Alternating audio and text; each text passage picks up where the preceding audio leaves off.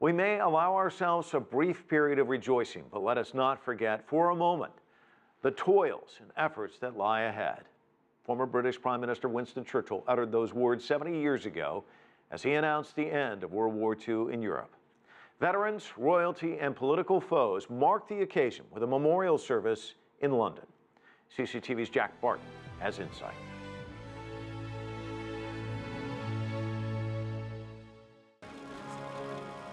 After a fiercely fought election, the heads and former leaders of Britain's main political parties united to observe 2 minutes of silence exactly 70 years after Prime Minister Winston Churchill announced the war with Germany was over.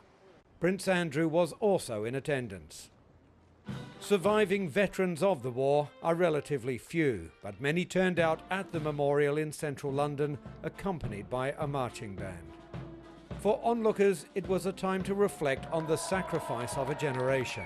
Not just sacrifice as for British servicemen, women and the civilian population, but of course we also remember, now 70 years on, even those our former foes who died as well.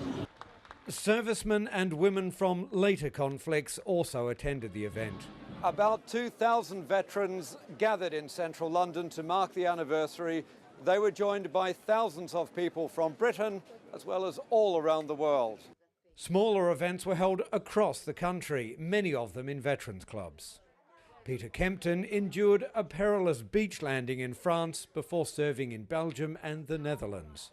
He says Victory in Europe Day is a time to remember old friends. Some of them didn't come back.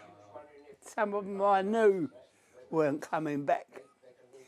We got bombed, got shelled. I thought to myself, I don't think I'm going to get out of this. But I'm still here. And I'm 93. And there will be a law against that. The president of this club served in Germany with the Army Engineers, helping to dismantle the Nazi death camps. Young people, they seem to think like, you know, oh, we've got nothing to worry about. There's no war.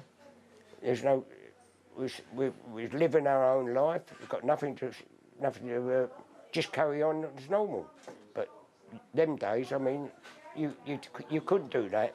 You lived for today and you didn't know what was happening the next day. The events in Britain are part of commemorations being held right across Europe and Russia. Jack Barton, CCTV, London.